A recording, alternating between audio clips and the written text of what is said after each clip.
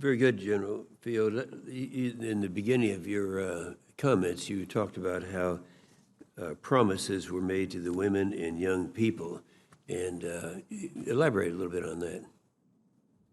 Well, we've had a partner in the Afghan government over the years. As we move from counterterrorism to counterinsurgency in search of enduring solutions in Afghanistan, because of the connection between the Taliban and Al-Qaeda, we moved to a democratization of sorts in Afghanistan, and that includes individual rights. Women are half of the population. So we ended up there. We put a lot of money into women's programs. We continue to do that. We still have, in fact, an appropriation to train and educate women in the security forces. So we have made a lot of promises to the women and to young people in general. Mm-hmm. Okay.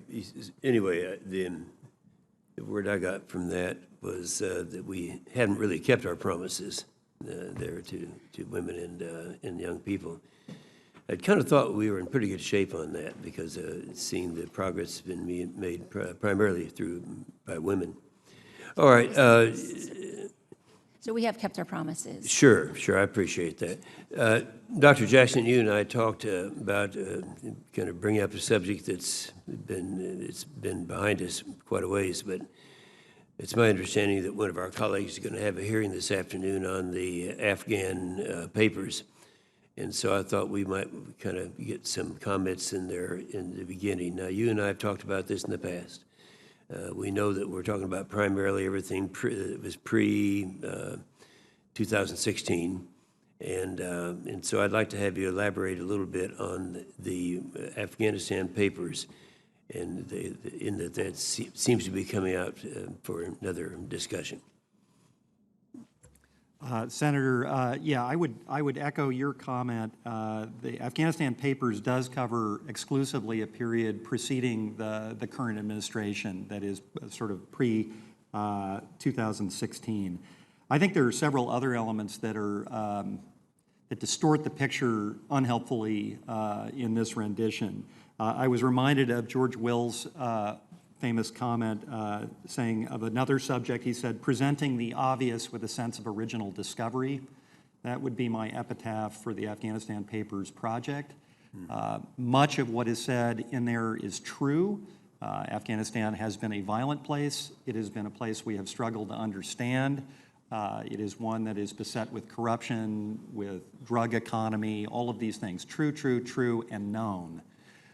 To leap from that, however, to arguing that there's a plot to deceive the United States people that's been prosecuted over 3 U.S. administrations by every senior military, civil servant, and political leader is, I think, unfair and deliberately distortionary. And I think it's unfortunate that we're sucking the oxygen out with articles like this, as distinct from very good reporting in the same paper. And I'd point to yesterday's article on ISIS-K by the Washington Post, which was a model of good journalism, talking about a current problem, looking at what it might be in the future in terms of ISIS-K's presence and threat. And I just wish we could spend the mind share that we have available on current and real problems rather than disinterring things that aren't very relevant to the current discussion. I agree with that, and that's an excellent statement. General Keane, did you forget to introduce your friend today? Yes, I know. Very good. Turn your mic on, sir. All right. Angela McGlowan, my wife, who I married on December 8th, and who ran for congressional office in the state of Mississippi a number of years ago, and summarily lost, but she did it as a promise to her father. And the first job she had in Washington, D.C. was working for Senator Bob Dole. Oh, and my goodness. She's been working for Rupert Murdoch for about 22 to 23 years. So thank you. Well, great introduction. Thanks so much. And General Keane, when we talk about the reduction from 12,000, probably 12,000 plus, down to 8.6, I think that the Secretary Esper has said that these reductions would not necessarily be linked to a deal with Taliban. A lot of people are kind of surprised that he said that. How do you think Well, I think that link should go? Yeah, Well, first of all, as I said in my opening statement, General Miller's been working on the force reduction for some time based on his assessment that he had more forces than he needed to meet the mission requirement.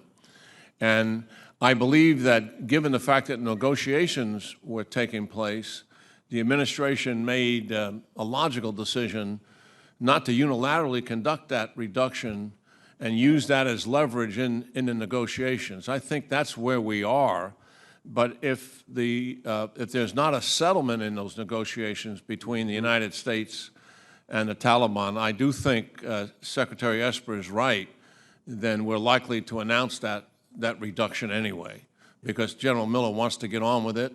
He doesn't want anybody to be in that country exposed unnecessarily to risk if he doesn't need them to accomplish the mission. Yeah, good point. Senator Reid.